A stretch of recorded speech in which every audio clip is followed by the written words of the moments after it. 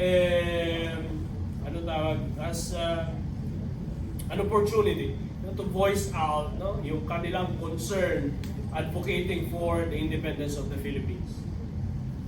Ang isa rin sa mga kilala dyan ay si Aurelio Tolentino, who was also a former member of Katipunan. He's a playwright, and he was controversial because of his plays, the plays that he wrote. Pero ang pinaka-controversial sa lahat ay yung kanyang play na kahapon, ngayon at bukas. The content of this is similar to the idea of Katipunan, that the Philippines, before the coming of the Spaniards, enjoyed their glorious past. Yung panahon ng pananakop ng kolonyalismo was the period when they lost their freedom.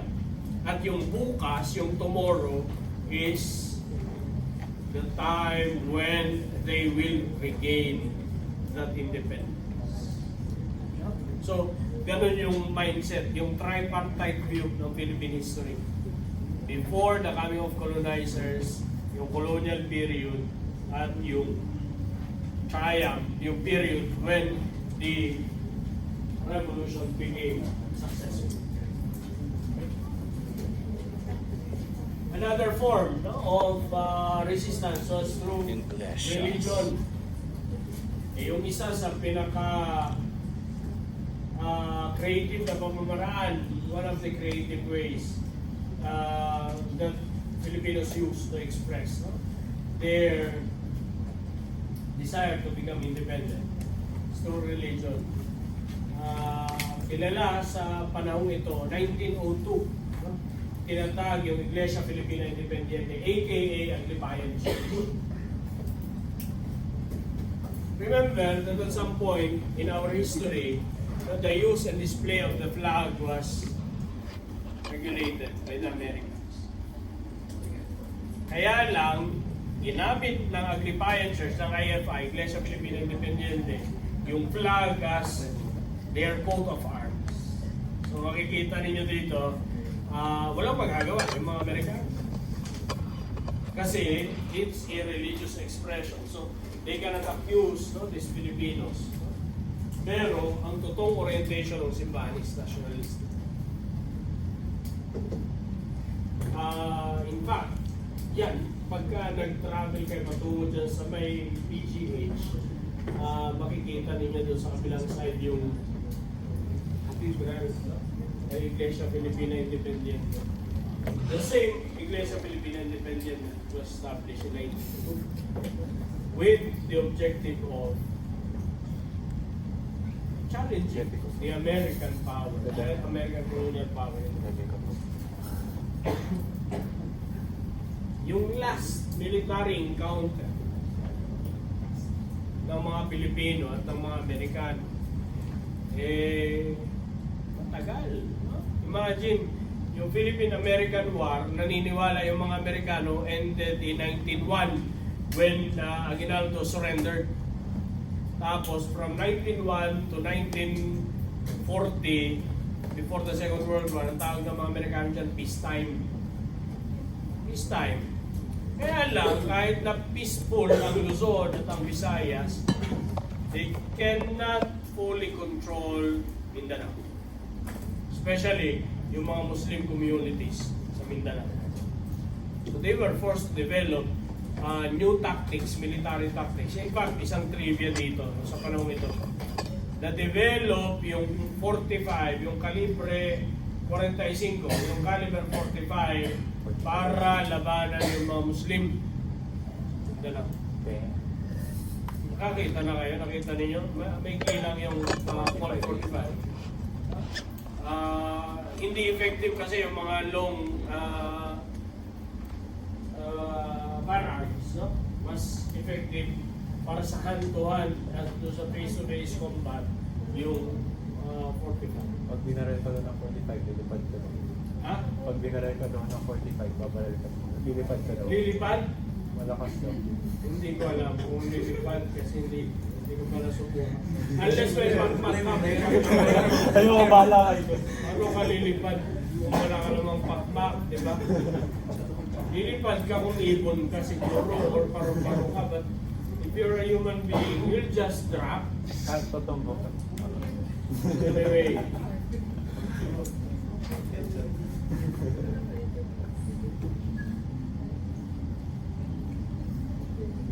Oh, siyempre, yung mga Pinoy, we were pacified. Tigas ang ulo natin eh. Di ba? We don't want to accept the Americans. Sumuko na si Aguinaldo, sinabi ni Aguinaldo sa mga tao, you also accept the Americans. Pasaway tayo, bahala ka dyan. Yun ang hashtag nila kay Aguinaldo.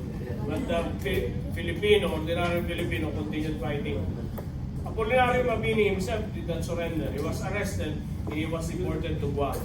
So, the American military resorted to a very strict pacification campaign. So they implemented laws. May mga pacification laws. Ang una sa mga pacification laws ay yung tinatawag na sedition law ng 1901. Tatandaan nyo kanina si Aurelio Tolentino, sumulat siya ng play. At yung message ng play ay encourage yung mga Pinoy na hingin at ipaglaban yung kalayaan. Any means, peaceful means, speech man yan, play man yan, song man yan, parody man yan, any means, no, any platform, any media, gamitin mo, medium, gamitin mo para i-advocate yung independence at para i-advocate yung pakikipaglaban, pakikipaggera sa mga Amerikano was considered seditious. Sedition yun. If you are against the Americans. Anong punishment? Pag nahuli ka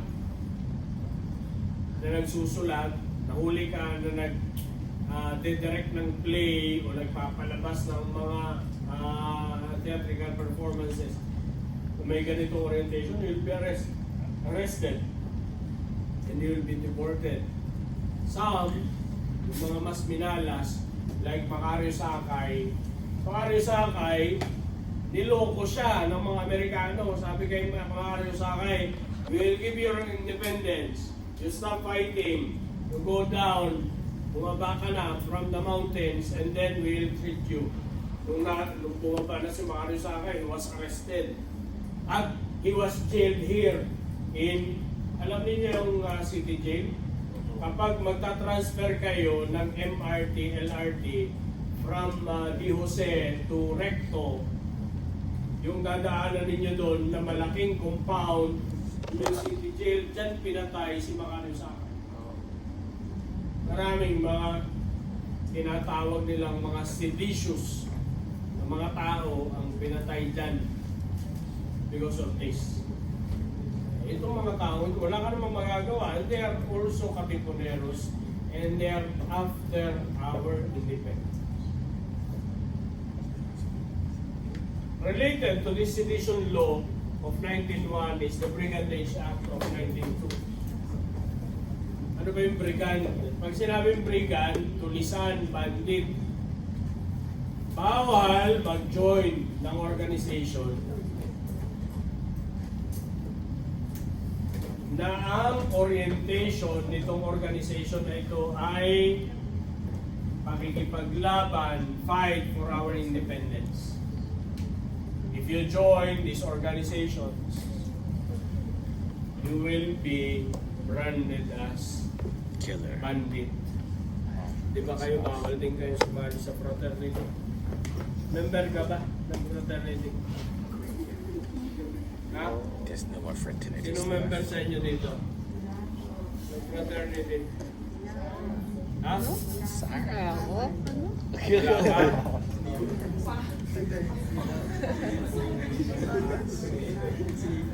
Sige lang. Member ka?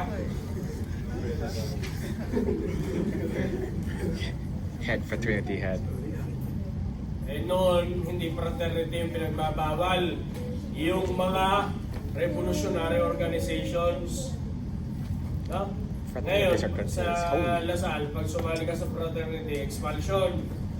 Noon, pag sumali ka sa revolutionary group, death or imprisonment yung punishment.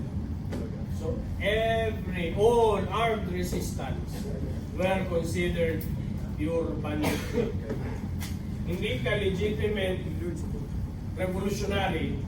In fact, sino mga Ryusakay were not called revolutionary. They were called by the Americans bandits, tulisan. Worse, no? Sino mga Ryusakay were accused, no, of stealing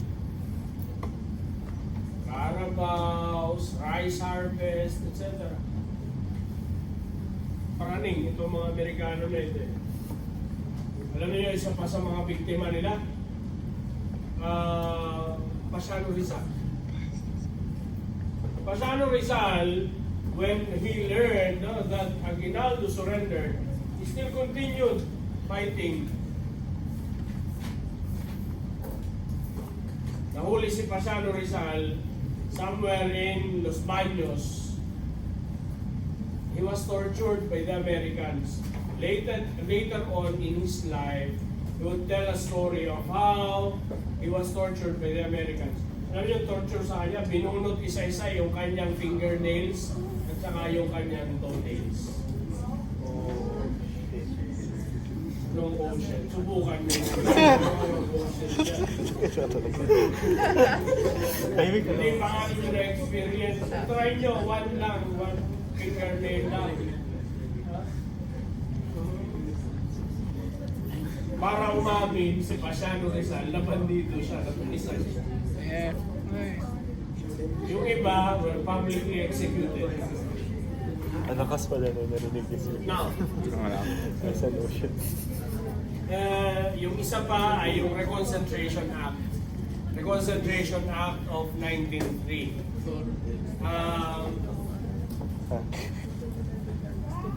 Hindi makontrol ng mga Amerikano yung mga Pinoy. So ang ginawa nila, they assigned zones. At bawat zone, merong attendance check, merong monitoring, what are your activities? Ano yung whereabouts mo? Saan ka natutulog? Saan mo ini-spend yung maghapon mo? Merong camp, merong concentration camp. Why? Because if they can no longer monitor your movements, probably ikaw ay sumasama na sa mga bandits and you're already considered enemy of the state. So there is this regular attendance check, quote unquote, and this is this regular reporting, no, on your whereabouts and your activities. Can you imagine that? Di ba? Lahat ay pinaghihinalaan, no? Kung hindi ka nila nakikita, baka kung ano lang ginagawa mo. So, ang punishment, no, dito sa if you violate the Concentration Act, ang punishment ay public execution or torture. You see, ito yung tragedy din ng ng American occupation sa Philippines. They employed these tactics, pacification tactics for the Filipinos to be controlled. Yung panghuli, ito isang form ng torture, yung water cure na tinatawag, even during martial law, it was also used. Water cure, inumin mo lahat ng liquid hanggang mag-float ang katawan mo. Tapos paigayin ka, yung end, yung dulo ng gun, ng bayonet, ay ihampas sa belly mo para lumabas ulit, no, sa lahat ng mga butas ng katawan mo, yung liquid na ininom mo.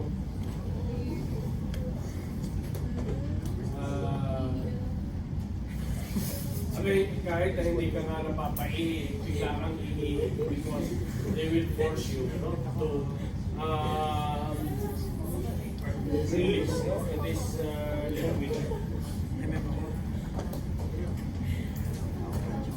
Yung panghuli, last, no, of the pacification laws that the Americans implemented was the flag law of 1907.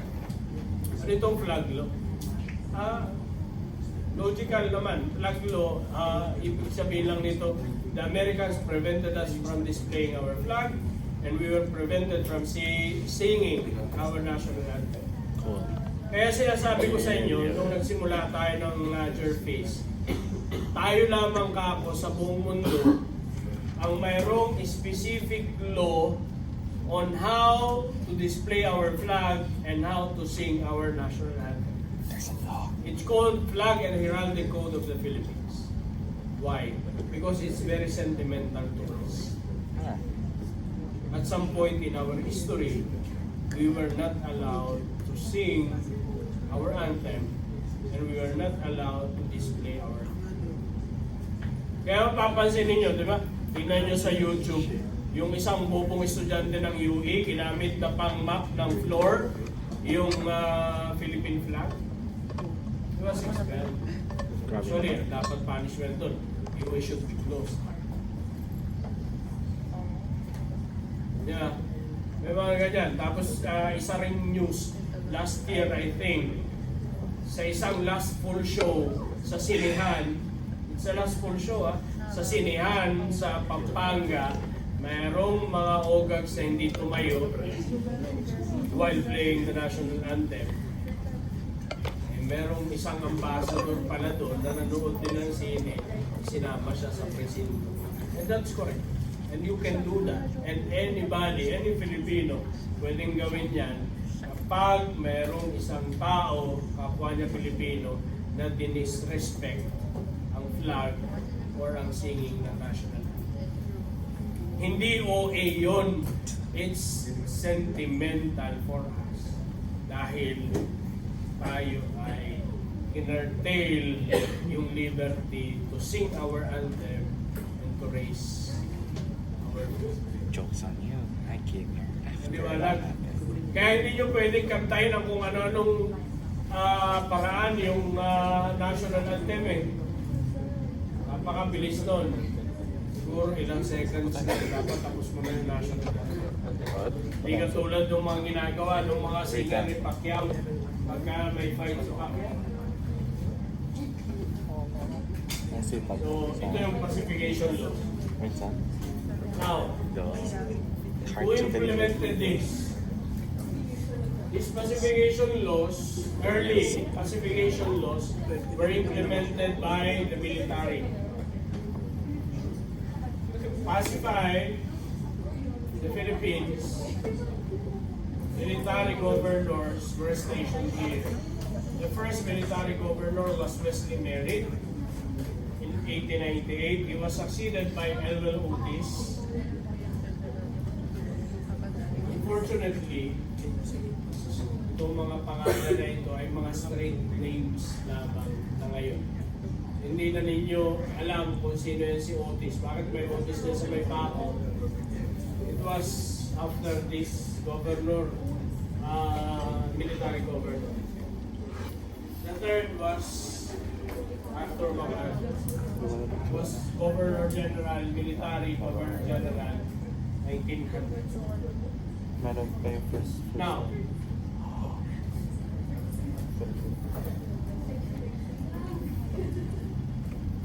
habang pinapatay tayo ang mga Amerikano, they employed another technique. Sabihin nilang inano ito eh. Mayroong peaceful track, social engineering yun, at mayroong brute force, yan yung military pacification campaign.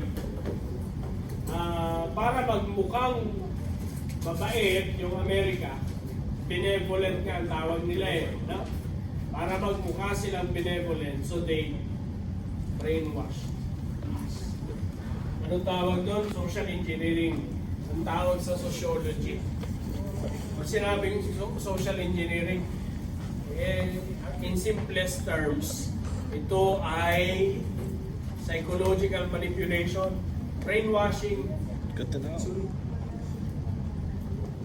Makinig kayo, itong ginagawa ko, brainwashing ito. Pag Teach. nag-enroll kayo sa DLSU, ang assumption doon, you are willing to, Learn. for your brains to be washed. Do not Yeah. leave your brains outside. You always bring it here para Di mo malaman brainwash. namin, para maging Sorry, I forgot my linis. You can't be para mas brainwashed if you maging left your Pilipino brain. kayo. So stupid. Liwanag ba yun? You can't be brainwashed if you Ang don't unang have a gumamit niyan, no?